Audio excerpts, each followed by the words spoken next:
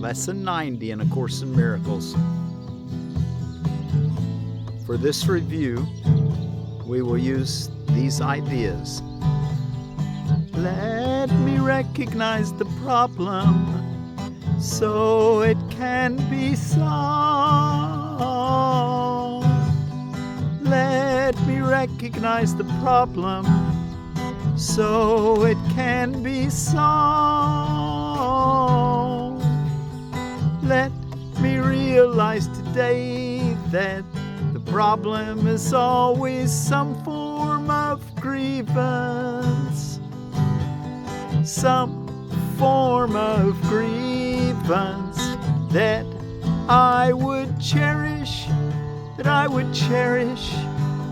Let me also understand that the solution is a miracle with which I let the grievance be replaced. Today I would remember the simplicity of salvation by reinforcing the lesson that there is one problem and one solution. The problem is a grievance. The solution is a miracle. And I invite the solution to come to me through my forgiveness of the grievance and my welcome of the miracle that takes its place. Let me recognize the problem so it can be solved. Let me recognize the problem so it can be solved. Specific applications of this idea might be in these forms. This presents a problem to me which I would have resolved.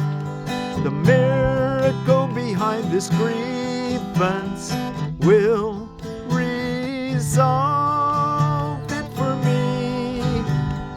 The answer to this problem is the miracle that it conceals.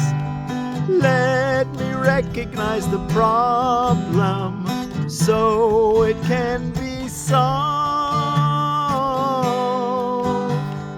Let me recognize the problem so it can be solved.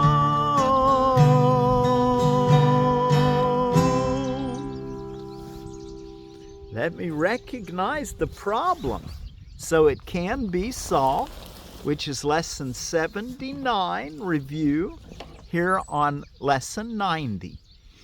And what we're going to do, that was the former part of the day. Early part of the day, we're supposed to do that and go into a 15-minute practice period and then use that against temptation throughout the day. If you have a reason to get upset, bring that up in your mind if it's in the earlier part of the day. In the afternoon, let's look at the other lesson, lesson 80. Let me recognize my problems have been solved. I seem to have problems only because I am misusing time. I believe that the problem comes first, and time must elapse before it can be worked out. I do not see the problem and the answer as simultaneous in their occurrence. That is because I do not yet realize that God has placed the answer together with the problem so that they cannot be separated by time. The Holy Spirit will teach me this if I will let Him. and I will understand it is impossible that I could have a problem which has not been solved already. These forms of the idea will be useful for specific applications. I need not wait for this to be resolved. Something comes at you that seems to be a reason to get upset, to use attack, or to feel fearful, or to be upset. Say, I need not wait for this to be resolved. The answer's in the problem. The answer to this problem is already given me if I will accept it. Or, time cannot separate this problem from its solution. And we'll sing that lesson 80 as we close. I thought, you know what, I should be singing the first portion when we open, and then we'll read, and then we'll do the second portion as we close. That way, if you want to do a meditation, you can listen either at the beginning, you can scroll through it till you see me pick up my guitar at the end, and you can know it's the afternoon portion you can listen to before you, if you want to sing along with me, or if you want to just let me sing and you do your meditating. Meditating. Okay, getting into like I said yesterday, the holy instant zone. Okay, let's take a look in our text reading now. And I'm Forgiveness Willie, teaching forgiveness from the Ozarks. And this is for lesson 90 out of A Course in Miracles. Like I said, we're reading from the Foundation for Inner Peace version of A Course in Miracles. But we're also, if you're one of the multiple year students, you might want to go through the original edition this year also. And if that's the case, read chapter 10, Roman numeral 3 today. Today is, let's see what is today. It's Tuesday, March the 31st, last day of March. And of 2026. I'm Forgiveness Willie, teaching forgiveness from the Ozarks. If you'd like to go through the New Testament with me this year, read Acts chapter 2. In Iyengar Yoga, do page 110 and 111. And out of A Course of Love, chapter 29, from the 11th paragraph to the end of the chapter. Okay, now let's take a look at our reading in the text, chapter 10, The Idols of Sickness, Roman numeral 4, the end of sickness. All magic is an attempt at reconciling the irreconcilable. All religion is the recognition that the irreconcilable cannot be reconciled. Sickness and perfection are irreconcilable. If God created you perfect, you are perfect. If you believe you can be sick, you have placed other gods before him. God is not at war with the God of sickness you made, but you are. He is the symbol of deciding against God, and you are afraid of him because he cannot be reconciled with God's will. If you attack him, you will make him real to you. If you attack him, you make him real to you. So it's kind of like if you can just not respond at all, like if a dog is coming to growling at you, and if you can just remain like, this is no big deal, the dog picks up on that psychic energy, and it'll become at peace. But if you are afraid of the dog, you're making the attack seem real, and the dog says, oh, well, he thinks this is a real attack, I better get vicious. Anyway, we've all had that experience where we recognize the astral plane connection between humans and dogs, that emotional connection. So we want to learn to be at peace. There might be a time where you need to protect yourself from a dog, but if you can decrease the fear response, the emotions, that is not buying into the illusion. So that's a good example of this. God is not at war with the God of sickness you made, but you are. Let's see. If you believe you can be sick, you have placed other gods before him. God is not at war with the God of sickness you made, but you are. He is the symbol of deciding against God, and you are afraid of him because he cannot be reconciled with God's will.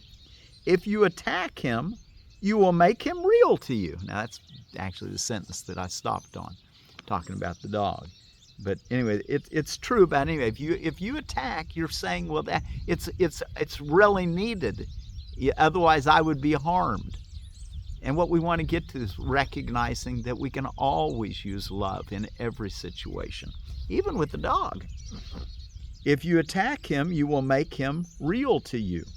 If you refuse to worship him in whatever form he may appear to you, and wherever you think you see him, he will disappear into the nothingness out of which he was made. Paragraph 2. Reality can dawn only on an unclouded mind. It is always there to be accepted, but its acceptance depends on your willingness to have it. To know reality must involve the willingness to judge unreality for what it is. To overlook nothingness is merely to judge it correctly, and because your ability to evaluate it truly, to let it go. Again on that sentence 4. To overlook nothingness is merely to judge it correctly, and because of your ability to evaluate it truly, to let it go. Knowledge cannot dawn on a mind full of illusions, because truth and illusions are irreconcilable. Truth is whole and cannot be known by part of a mind. 3. The sonship cannot be perceived as partly sick, because to perceive it that way is not to perceive it at all. If the sonship is one, it is one in all respects. Oneness cannot be divided. If you perceive other gods, your mind is split, and you will not be able to limit the split, because it is the sign that you have removed part of your mind from God's will. This means it is out of control. To be out of control is to be out of reason, and then the mind does become unreasonable. By defining the mind wrongly, you perceive it as functioning wrongly. Paragraph 4. God's laws will keep your mind at peace because peace is his will, and his laws are established to uphold his will, or to uphold peace. His are the laws of freedom, but yours are the laws of bondage. Since freedom and bondage are irreconcilable, the laws cannot be understood together. The laws of God work only for your good, and there are no other laws beside his. Everything else is merely lawless and therefore chaotic. Yet God himself has protected everything he created by his laws.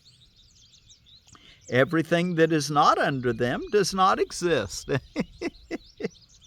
Laws of chaos is a meaningless term.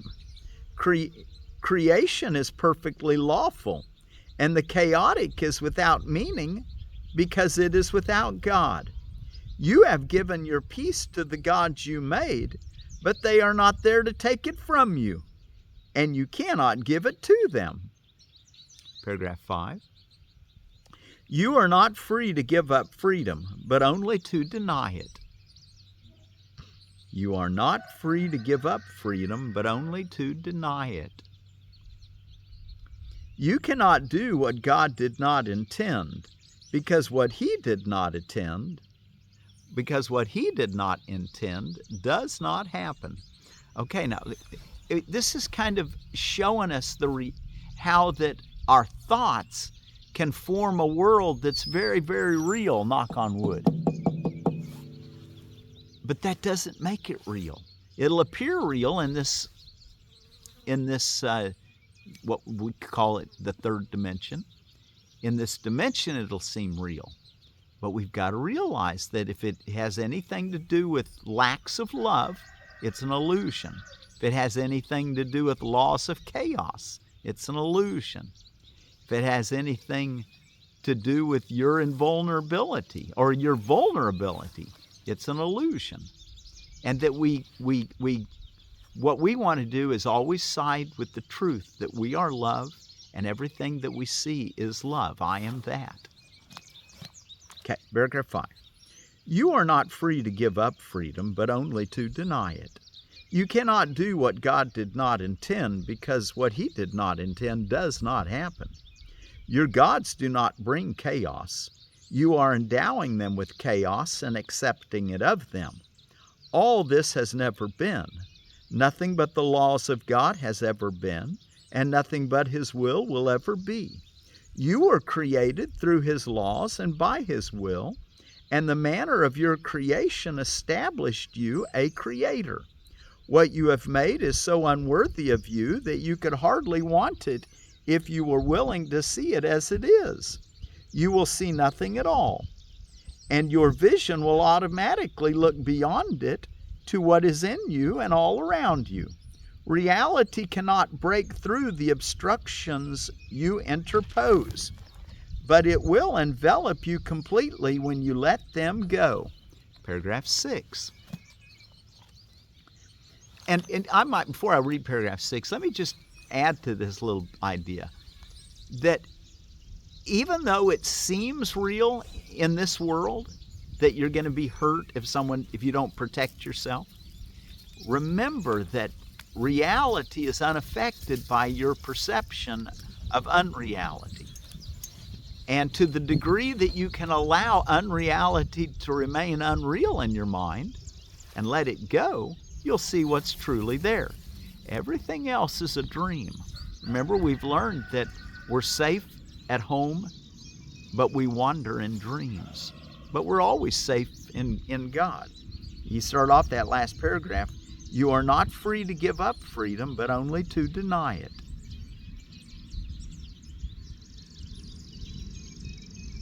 You cannot do what God did not intend, because what He did not intend does not happen.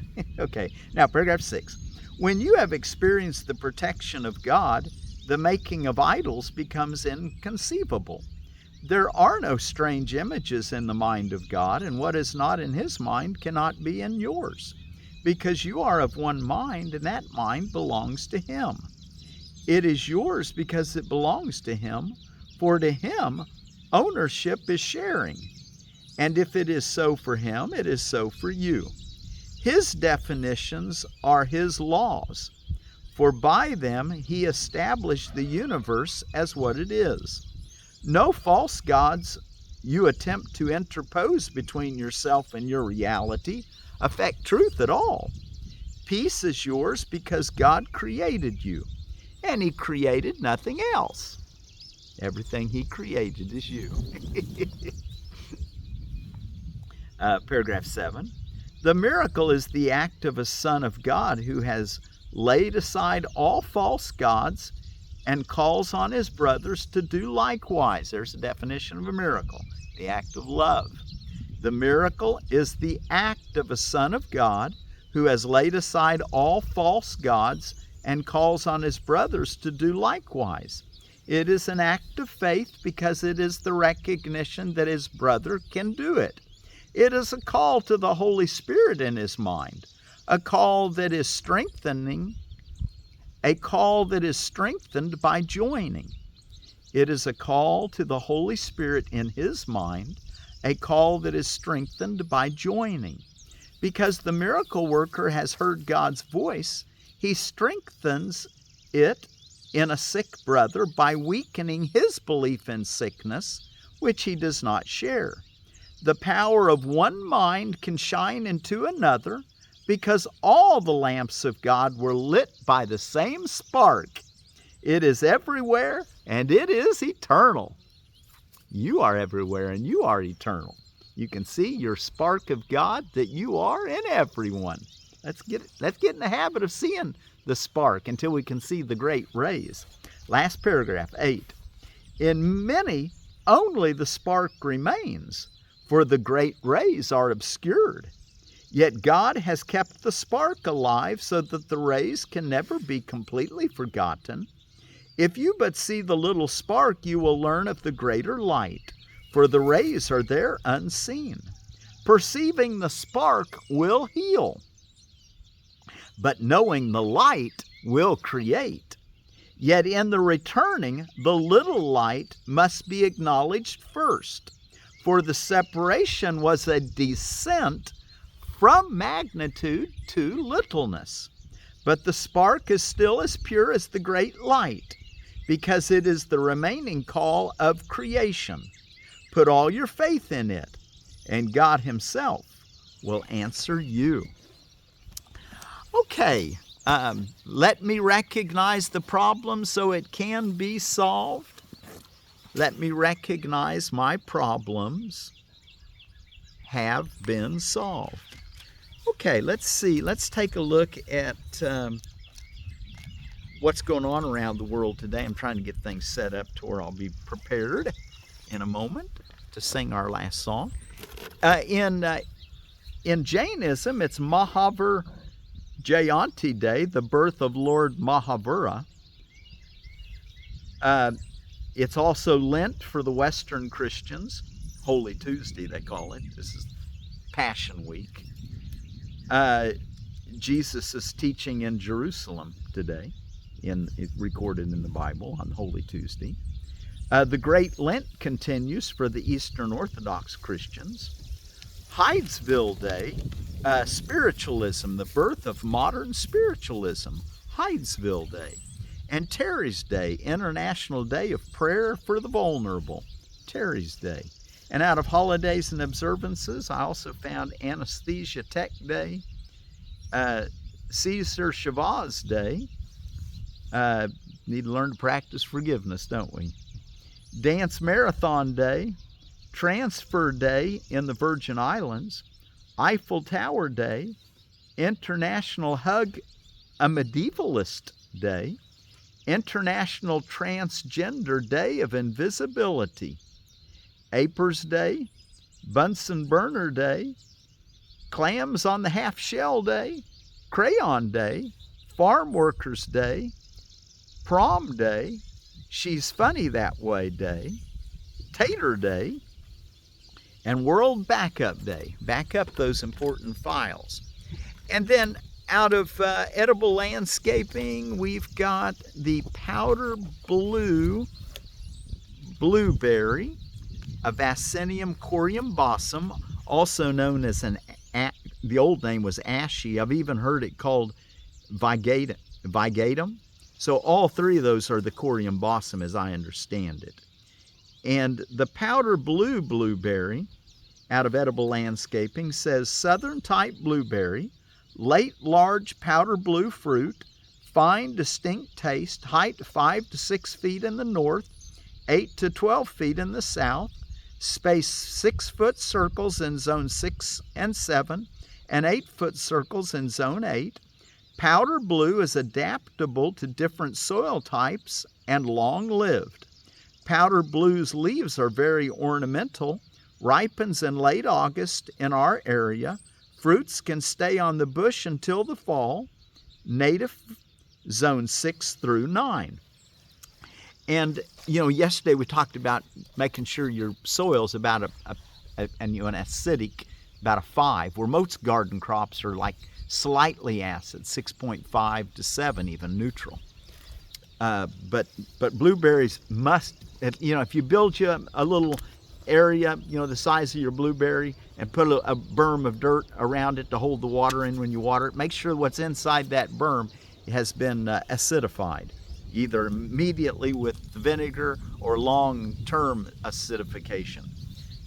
Down to as low as 4 point, I think it was around about 4.5, 4.2, it does fine it.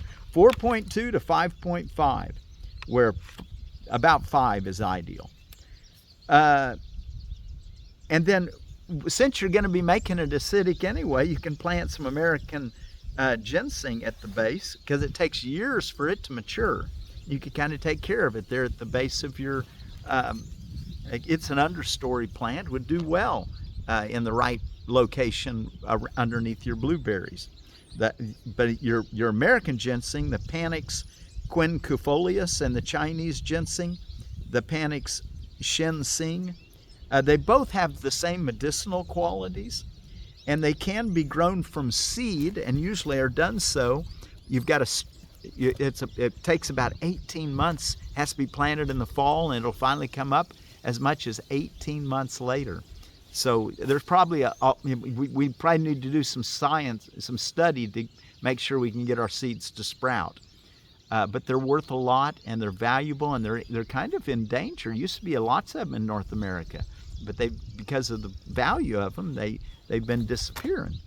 And our word for peace today is from the Abenaki, also known as the Wabanaki of Vermont, New Hampshire, Maine, Massachusetts, and Quebec. They're on the East Coast. Their name mean the Dawn Land. They're on the East Coast. They're on the St. Johns River, the Merrimack River, Connecticut, St. Croix, Saco, Androscoggin rivers, and I say the Connecticut River, and on Lake Champlain. And their word for peace is Okikiamgenoka. Okikiamgenoka. Let's hope that's right. Okikiamgenoka. And what's our time? We have enough time to close with our song, don't we? So let me get set up here, and we'll close with our song. This time we're going to sing the second portion of the song. Let me recognize my problem has been solved.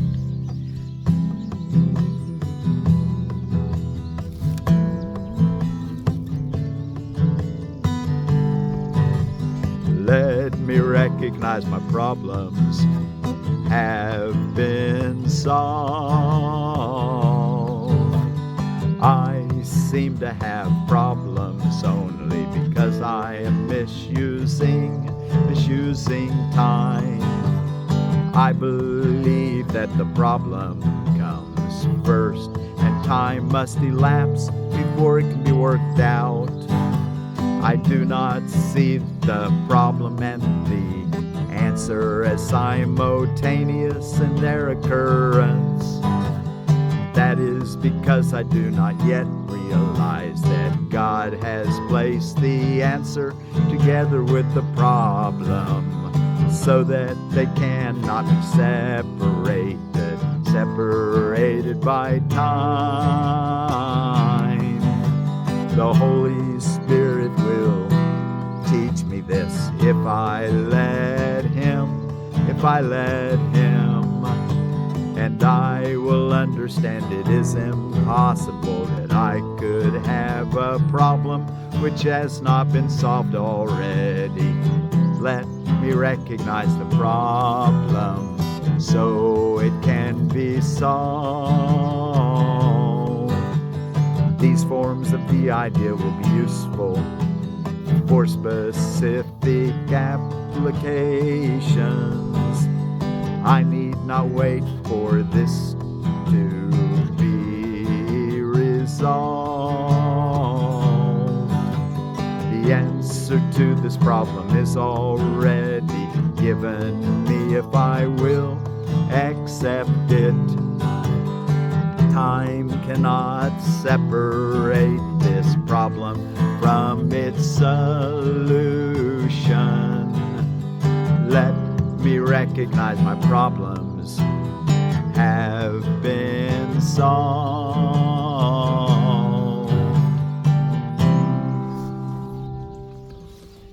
And from the Abenaki, Okikiamgenoka. Peace be with you. Let me recognize the problem so it can be solved. Let me recognize my problems have been solved. Okikiamgenoka.